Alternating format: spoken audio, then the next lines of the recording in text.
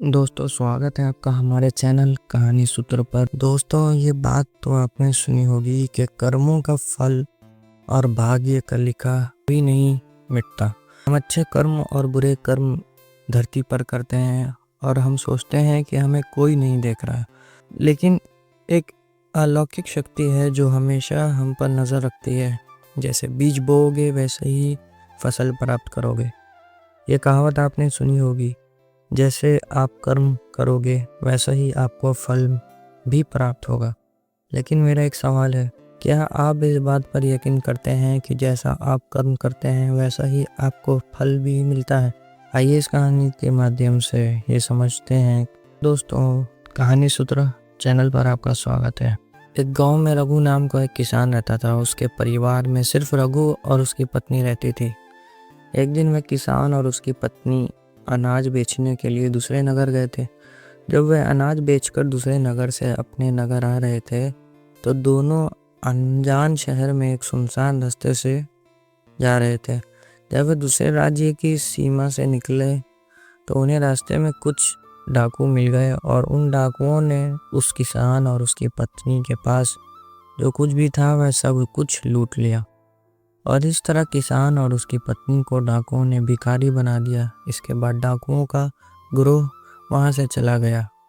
डाकू तो चले गए, लेकिन किसान और उसकी पत्नी को लूटने के बाद वह दोनों चिंता में पड़ गए और सोचने लगे कि आगे क्या किया जाए। एक तो अनजान शहर और अनजान शहर में दोनों का बुरा हाल था कि अनजान शहर में पैसा ही सब कुछ होता है। किसान अपनी पत्नी को लेकर अनजान शहर की तरफ बढ़ने लगा। उसे ये चिंता खाई जा रही थी कि अब मैं क्या करूं, और करूं तो करूं क्या, और करूं तो कैसे। वह इसी चिंता में चला ही जा रहा था कि नगर के बाहर एक महात्मा की कुटिया दिखाई दी। वह किसान अपनी पत्नी को लेकर कुटिया की तरफ चल दिया। जब वह कुटिया के पास पहुंचा तो उसे वहां पर एक महात्मा मिले जो एक चबूतरे पर बैठे हुए थे। वो अपने शिष्यों को प्रवचन दे रहे थे। महात्मा को देखकर किसान सोचने लगा, क्यों ना इन महात्मा महाराज को अपनी समस्या बताऊं, शायद ये मेरी समस्याओं का कुछ हल कर दें। ऐसे विचार करके वह किसान उन साधु महात्मा के पास पहुंच गया और उन्हें प्रणाम किया। फिर वह बहुत ही विनम्र स्वर में उसने अपनी समस्या उन महात्मा को बताई और कहने लगा, महाराज, यदि किसी तरह आप मेरी पत्नी को किसी सेठ के पास गिरवी रखवा कर मुझे कुछ पैसे दिलवा दें तो आपकी बड़ी कृपा होगी। जब साधु ने किसान की बात सुनी तो उसे साधु को इस किसान पर दया आ गई। साधु ने अपने परिचित सेठ के बारे में बताया और उस किसान को उसके पास भेज दिया। किसान अपनी पत्नी को लेकर उस सेठ के पास पहुंचा और उस सेठ से हाथ जोड़कर कहने लगा, सेठ जी, मुझे कुछ पैसों की आवश्यकता है। मेरे पास गिरवी रखने के लिए और तो कुछ नहीं है, बस मेरी पत्नी है। आप मेरी पत्नी को गिरवी रखकर मुझे कुछ पैसे दे दीजिए। मैं उन पैसों का कोई व्यापार करके जल्दी आपको रकम ब्याज सहित वापस कर दूंगा और अपनी पत्नी को आपसे छुड़ा लूंगा। तब तक मेरी पत्नी आपके दिए हुए पैसों में आपके पास गिरवी रहेगी। सेठ ने जब उस किसान की बात सुनी तो वह पैसे देने के लिए तैयार हो गया और पैसों के बदले में किसान की पत्नी को अपने पास गिरवी रख लिया। किसान सेठ के पास अपनी पत्नी को गिरवी रखकर उस सेठ से कर्ज लेकर व्यापार करने के लिए आगे बढ़ गया। किसान ने उन रुपयों से अनाज का व्यापार शुरू कर दिया। वह अब किसान से व्यापारी बन गया। अब सस्ते दामों में किसानों से अनाज को खरीदता था और दूसरे ज़रूरतमंद किसानों को महंगे दामों में बेच देता था। इस प्रकार रघु ने उन पैसों से बहुत ही कम समय में अच्छा खासा धन प्राप्त कर लिया। जब रघु ने खूब पैसा कमा लिया तो 8 महीने बाद फिर रघु उसी नगर में वापस लौट आया जिस नगर में वह अपनी पत्नी को उस सेठ के पास गिरवी रख कर गया था।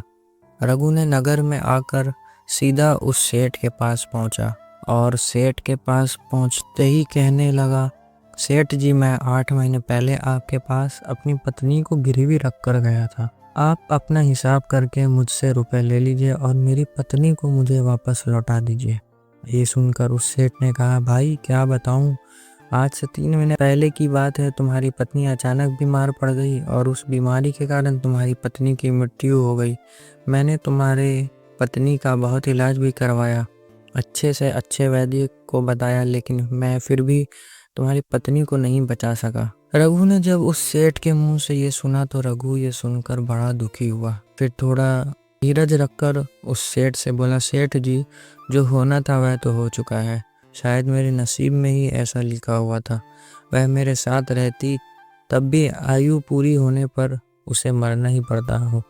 होनी को कौन टाल सकता है। फिर भी आप अपने पैसे मुझसे ले लीजिए, ताकि मुझे इस बात का संतोष हो जाए कि मैंने अपना कर्ज दिया और मैंने आपका कर्ज चुकाकर अपनी पत्नी को गिरवी रखने के कलंक से खुद को बचा लिया। रघु की बात सुनकर वह सेठ बोला, नहीं भाई, अब मैं तुझसे वह पैसे कैसे ले सकता हूँ। जब मैं तुम्हारी अमानत ही तुम्हें नहीं लौटा सकता तो अपना कर्ज वापस लेने का मुझे कोई हक नहीं है। रघु ने बार बार सेठ से अपने कर्ज वापस लेने का आग्रह किया, परंतु सेठ नहीं माना।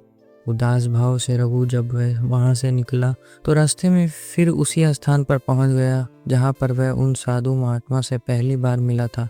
हमेशा की तरह साधु जी अपने चबूतरे पर बैठे हुए थे, अपने शिष्यों को प्रवचन सुना रहे थे। रघु भी मन की शांति के लिए वहीं बैठकर महात्मा के प्रवचन सुनने लगा। साधु महात्मा ने जब रघु को देखा तो साधु महात्मा उससे पहचान गए और उसका हालचाल पूछने लगे। रघु ने पूरा घटनाक्रम उन साधु महात्मा को बताया। वह साधु एक सिद्ध महात्मा थे। रघु की बात सुनकर उस साधु ने कहा, भाई, उस सेठ ने तेरे साथ धोखा किया है। तेरी पत्नी निश्चित रूप से जीवित है। तेरी पत्नी को या तो उस सेठ ने अपने घर में छुपा लिया है या फिर उस सेठ ने तेरी पत्नी को अपने किसी परिचित के यहाँ दूर किसी जगह पर भेज दिया है। अब तू ऐसा कर, यहाँ के राजा के पास चला जा और राजा के दरबार में जाकर प्रार्थना कर कि राजा साहब, मेरी पत्नी को सेठ से दिलवा दो, क्योंकि इस नगर का जो राजा है वह बहुत ही बुद्धिमान व्यक्ति है। वह निश्चित रूप से तुम्हारी पत्नी को उस सेठ पर जोर डालकर तुम्हें दिलवा देगा। उसके दरबार में तुम्हारा फैसला होगा। जब रघु ने उस साधु जी की बातों को सुना तो रघु उस साधु महात्मा की बात मानकर राजा के दरबार में जाने के लिए चल दिया। रघु राजा के दरबार में पहुंच गया और राजा के दरबार में पहुंचकर राजा से गुहार लगाने लगा कि महाराज, मेरी पत्नी को सेठ से मुझे दिलवा दीजिए। महाराज, मैंने सेठ के कुछ धन उधार लिया था, बदले में अपनी पत्नी को सेठ के पास गिरवी रख गया था। जब मैं धन लेकर अपनी पत्नी को उस सेठ के पास लेने गया तो वह कह रहा है कि उसका देहांत हो गया है। वह झूठ बोल रहा है। रघु की प्रार्थना सुनकर राजा ने सेठ को दरबार में बुलाया और उससे कहा, सेठ, क्या ये बात सच है कि ये किसान कुछ रुपयों के बदले में अपनी पत्नी को तुम्हारे पास गिरवी रख कर गया था? सेठ ने स्वीकार करते हुए कहा कि हाँ महाराज, किसान की ये बात बिल्कुल सच है। राजा ने फिर कहा, तुम इसकी पत्नी को क्यों नहीं लौटा रहे हो? राजा की बात सुनकर वह सेठ बोला, कैसे लौटा सकता हूँ महाराज, मैंने इस किसान को बता तो दिया कि आज से 3 महीने पहले इसकी पत्नी की मृत्यु हो चुकी है। महाराज, अब मैं धर्मराज के पास जाकर तो इसकी पत्नी को वापस नहीं ला सकता। राजा ने पूछा, कोई गवाह तुम्हारे पास जो इस बात की पुष्टि कर दे कि इसकी पत्नी की मृत्यु हो चुकी है? तो सेठ बोला, जी महाराज, इस बात की पुष्टि वह अच्छी तरह से कर देगा। जिसने इस व्यापारी की पत्नी का इलाज किया था, वह 4 व्यक्ति भी उस बात की गवाही दे देंगे जो इसकी पत्नी को शमशान में जला कर आए थे। उस सेठ ने यह बात इतने आत्मविश्वास के साथ कही कि राजा को भी उस पर भरोसा हो गया। तब राजा ने रघु से कहा, भाई, अगर तुम्हारी पत्नी जीवित होती तो हम तुम्हें अवश्य दिलवा देते। अब तो हमारी भी मजबूरी है। इस प्रकार राजा ने रघु को समझा बुझा कर वापस भेज दिया। रघु फिर से साधु महात्मा के पास पहुंच गया और जो कुछ दरबार में राजा और सेठ ने कहा वह सारी बातें साधु को बताई। साधु ये बात सुनकर उस ज्ञानी महात्मा ने ये सब बातें सुनकर कहा, मैंने राजा को इतना विवेकहीन नहीं समझा था। मुझे दुख है कि उसने तुम्हारे साथ कोई न्याय नहीं किया। उस राजा ने सेठ की बातों पर तो यकीन कर लिया और तुम्हें समझा बुझाकर मेरे पास वापस भेज दिया। अब तुम मेरी एक बात सुनो। तुम एक बार फिर से राजा के पास जाओ और उसे कहना कि सिर्फ 3 घंटे के लिए वह अपने राज गद्दी पर मुझे बैठने का अधिकार दे दें, तब मैं राजा को बताऊंगा कि न्याय कैसे किया जाता है और न्याय किसे कहते हैं। रघु एक बार फिर से राजा के दरबार में पहुंचा और जैसा उस साधु महात्मा ने कहा था उसने राजा से कह दिया। राजा ने रघु की बात सुनी तो ये सुनकर राजा ने कहा, मुझे 3 घंटे के लिए राजगद्दी छोड़ने में कोई एतराज़ नहीं है।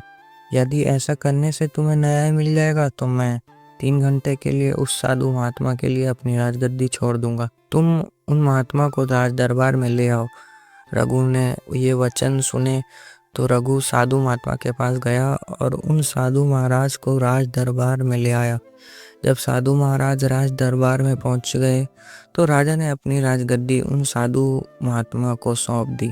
फिर राजगद्दी पर विराजमान होते ही साधु महात्मा ने सामने उस सेठ को दरबार में प्रस्तुत किया और उससे कहा कि सेठ जी, आपने कहा कि इस किसान की पत्नी आपके पास रहते हुए 3 महीने पहले ही स्वर्ग से धार गई। आपका कहना है कि आपके पास इसकी पत्नी के मरने के गवाह भी मौजूद हैं। क्या मैं उन गवाहों से मिल सकता हूँ? फिर राजा बने साधु महात्मा के आदेश पर सेठ को पेश किए गए। सबसे पहले साधु ने उस वैद्य को बुलाया जिसने रघु की पत्नी का इलाज किया था। साधु ने वैद्य से पूछा, क्यों भाई, आपने ही हरीश की पत्नी का इलाज किया था? वैद्य बोला, जी हुजूर, मैंने ही रघु की पत्नी का इलाज किया था। वैद्य की बात सुनकर वह साधु बोला, अच्छा वैद्य जी, मुझे ये बताओ कि तुम रघु की पत्नी का इलाज करने के लिए सेठ के घर जाते थे या फिर रघु की पत्नी इलाज करवाने के लिए तुम्हारे पास आती थी? राजा बने साधु महात्मा की बात सुनकर वह वैद्य राजा से बोला, महाराज, सेठ जी मेरे औषधालय पर स्वयं आकर दवा ले जाते थे। साधु बोला, यानी तुम विश्वास से ये नहीं कह सकते कि वह दवा सेठ रघु की पत्नी के लिए ही ले जाता था या फिर किसी और के लिए? साधु की बात सुनकर वह वैद्य बोला, हाँ महाराज, ये बात मैं यकीन के साथ तो नहीं कह सकता कि सेठ किसके लिए दवाई ले जाता था, लेकिन सेठ जी मुझसे दवाई ज़रूर ले जाया करते थे। वैद्य की बात सुनकर वह साधु बोला, इसका मतलब तो यही हुआ कि तुम मरीज को बिना देखे ही दवाइयाँ देते हो। ये तो बहुत ही गंभीर है। तुम दवा के स्थान पर किसी को जहर भी दे सकते हो और जो हो सकता है तुम्हारे द्वारा दिए हुए जहर से ही रघु की पत्नी की मृत्यु हुई हो। इस साधु की ये बातें सुनकर वैद्य का चेहरा डर के मारे पीला पड़ने लगा और वह भयभीत स्वर में बोला, नहीं हुजूर, ऐसा हरगिज नहीं हो सकता। मैं अपने किसी मरीज को दवा के बदले भला जहर क्यों दूंगा, और इस तरह से मेरी सारी मान प्रतिष्ठा भी धूल में मिल जाएगी। वैद्य की बात सुनकर वह साधु महात्मा बोले, अब तो तुम ऐसा ही कहोगे। मैं तुम्हें अपने कर्तव्य के प्रति लापरवाही करने और एक मरीज के जीवन से खिलवाड़ करने के अपराध में 50 कोड़े लगाने के आदेश देने जा रहा हूँ। इसके साथ ही तुम्हारा मुंह काला करके सारी नगर में तुम्हें घुमाया भी जाएगा। अब तुम सोच लो वैद्य, सच बोलोगे या फिर मैं सैनिकों को तुम्हें गिरफ्तार करने का आदेश दूँ? ये सुनकर वैद्य का शरीर कांपने लगा और वह उस साधु के कदमों में जा गिरा और बोला, हुजूर, मुझे माफ़ कर दीजिए। मैं स्वीकार करता हूँ कि मैंने सेठ के किसी मरीज का कोई भी इलाज नहीं किया। सेठ ने तो मुझे पैसे दिए थे और कहा था कि यदि गवाही का आवश्यकता पड़े तो ऐसे कहकर उसके पक्ष में गवाही दे दूं। बस मेरा इतना ही अपराध है कि मैंने लालच में आकर इस सेठ का प्रस्ताव स्वीकार कर लिया। राजा बने साधु महात्मा ने कहा, वैद्य जी, कुछ भी हो, अपने अपराध तो किया है, इसलिए मैं तुम्हें झूठी गवाही के इलाज में 100 कोड़े लगाने का आदेश देता हूँ। साधु महात्मा के आदेश का राजा के सैनिकों ने तुरंत ही पालन किया। सैनिकों ने तत्काल ही उस वैद्य को पकड़ लिया और भरे दरबार में उसे कोड़े लगाने लगे। पहला कोड़ा लगते ही वह जोर से चीख पड़ा और कहने लगा, महाराज, मुझ पर रहम कीजिए, महाराज, मुझ पर दया कीजिए, मैं मर जाऊंगा। हर कोड़े के साथ उसके गले का चीखने की आवाज़ें निकलने लगी। उसकी चीखें राज दरबार में गूंज उठी। वैद्य के साथ ऐसा होता हुए देखकर सेठ की गवाह के तौर पर बुलाए गए उन चारों व्यक्तियों के कलेजे दहल गए जिन्होंने रघु की पत्नी को शमशान में ले जाकर जलाने की बात करी थी। अब बारी उन चारों गवाहों की आई। साधु महात्मा ने उनसे पूछा, तुम लोगों का कहना है कि तुम चारों ने इस रघु किसान की मृत पत्नी का शव ले जाकर शमशान में उसे जला कर आए थे। मुझे ये बताओ कि अंतिम संस्कार से पहले जब मृत शरीर को स्नान कराया जाता है, फिर उसे कफन में लपेट कर धरती पर रखा जाता है, स्नान के दौरान क्या तुमने उस स्त्री का मृत शरीर देखा था? ये सुनकर उस सेठ के चारों गवाह कहने लगे, नहीं हुजूर, उसका मृत शरीर तो हमने नहीं देखा। जब सेठ जी ने आरती तैयार कर ली थी, उसके बाद ही हम उसे शमशान में ले गए और उसे जलाकर आए। उन चारों गवाहों की बात सुनकर वह साधु महात्मा बोले, और तुमने ये जानना भी उचित नहीं समझा कि उस आरती में कोई मृत मनुष्य लेटा है या कोई जीवित व्यक्ति? कहीं ऐसा तो नहीं कि किसी जहरीला पदार्थ से बेहोश व्यक्ति उसमें लेटा हो और उसे तुम शमशान में ले जाकर जला कर आ गए हो? ये तो एक बहुत ही गंभीर अपराध है। इसके लिए तुम लोगों को मृत्यु दंड की सज़ा भी दी जा सकती है। वह चारों गवाह वैद्य की पिटाई देखकर पहले से ही भयभीत थे। जब उन्होंने साधु महात्मा के मुख से मृत्यु दंड की बात सुनी तो वह सुनकर उन सभी के हाथ पांव मानो बिल्कुल ही ठंडे पड़ गए हो। साधु ने विनय भाव से सेठ की तरफ देखा। जैसे ही उसे साधु महात्मा ने सेठ की तरफ देखा तो सेठ का चेहरा ऐसे काला पड़ गया। साधु ने सेठ से कहा, सेठ जी, तुम्हारे पांचों गवाहों की तो पहले ही हवा निकल गई। अब तुम बताओ कि किसी की इच्छा के विपरीत किसी की पत्नी को जबरदस्ती घर में रखना और अमानत में खयानत के अपराध में तुम कौन सी सजा पाना पसंद करोगे? साधु महात्मा की बात सुनकर सेठ का चेहरा एकदम से सफ़ेद पड़ गया। उसके मुंह से ये कोई बोल नहीं निकल सका। राजा ने साधु से कहा, सेठ, इससे पहले कि मैं तुम्हें 10 साल का कठोर कारावास की सज़ा दे दूं, अभी भी समय है कि तुम इस रघु किसान के पत्नी को दरबार में हाजिर कर दो। सज़ा के डर से सेठ ने तुरंत अपने सेवकों को अपने घर भेजा और सेवकों को घर भेजकर रघु की पत्नी को दरबार में प्रस्तुत कर दिया। साधु ने सेठ से लेकर रघु को उसकी पत्नी सौंप दी और सेठ की झूठी गवाही के अपराध में 5 महीने की कैद की सज़ा सुना दी। उन चारों गवाहों को भी कड़ी से कड़ी सज़ा दी गई जिन्होंने रघु की पत्नी का शव शमशान में ले जाने की झूठी गवाही दी थी। यह देखकर राजा आश्चर्यचकित रह गया और साधु के सामने हाथ जोड़कर बोला, महात्मा, आप धन्य हैं। आपने मुझे सिखा दिया कि न्याय कैसे किया जाता है। राजा की बात सुनकर वह साधु महात्मा बोले, राजन, मेरी 3 बातें सदैव याद रखना कि कभी भी इन 3 स्थानों पर अपनी पत्नी को अकेला नहीं छोड़ना चाहिए। हम आपके बताते हैं कि जिन स्थानों पर यदि कोई अपनी पत्नी को अकेला छोड़ता है तो उसे बहुत ही पश्चाताप करना पड़ता है। पहला स्थान है, अगर आपकी पत्नी को कोई बीमारी घेर ले और वह बीमार पड़ जाए तो ऐसी स्थिति में कभी भी उसकी बीमारी में अकेला छोड़कर नहीं जाना चाहिए, क्योंकि जब कोई मनुष्य किसी स्त्री से विवाह करता है तो विवाह के समय वचन देता है कि मैं तेरे सुख दुख में और आजीवन तुम्हारे साथ रहूँगा। इसलिए बीमारी की हालत में उसके साथ सदैव बने रहिए और उसकी देखभाल करिए। जिस तरीके से पत्नी अपने पति की सेवा करती है, उसी तरह के से पति को भी कर्तव्य बनता है कि अपनी पत्नी की सेवा में हमेशा तत्पर रहे। ये आपका कर्तव्य है। दूसरा स्थान है, अगर आपकी पत्नी निर्दोष है और कोई उस पर झूठा इल्ज़ाम लगाता है तो ऐसी स्थिति में सदैव तुम्हें उसके साथ खड़े रहना चाहिए, क्योंकि एक लड़की अपने माता पिता का घर इसी आस में छोड़कर आती है कि पति मेरी भावनाओं को समझेगा और हर स्थिति में मेरा साथ देगा। इसलिए दुनिया वाले उस पर कोई झूठा दोष लगा रहे हैं तो आपको अपनी पत्नी के साथ खड़े रहना चाहिए। ऐसे समय में उसको कभी भी अकेला नहीं छोड़ना चाहिए, या कभी कोई ऐसी स्थिति आए तो उस समय तुम्हें अपनी पत्नी को बोलना चाहिए कि तुम बिल्कुल भी चिंता मत करो, मैं तुम्हारे साथ खड़ा हूँ। तीसरा स्थान है, कभी भूल कर भी अपनी पत्नी को पराये पुरुषों के पास नहीं छोड़ना चाहिए। किसी भी परिस्थिति में अपनी पत्नी को किसी अन्य पुरुष के साथ अकेला नहीं छोड़ना चाहिए, क्योंकि आज के समय में किसी का कुछ नहीं पता, कौन कब और किसके साथ दगा कर दे। साधु महात्मा की बात सुनकर रघु और राजा को भी समझ आ गई। दोस्तों, आपने आज के इस वीडियो से क्या सीखा है वह मुझे आप कमेंट में बता सकते हैं। इसी के साथ मैं उम्मीद है कि आपको आज की वीडियो पसंद आई होगी, तो इस वीडियो को उस इंसान को शेयर करें जिससे ये कहानी सुनने की ज़रूरत है, और उसी के ठीक बाद चैनल को सब्सक्राइब करें और बेल आइकन दबाना ना भूलें। तो चलिए फिर मिलते हैं ऐसी एक और नई वीडियो के साथ, एक नए मैसेज के साथ। तब तक के लिए अपना ख्याल रखें। धन्यवाद।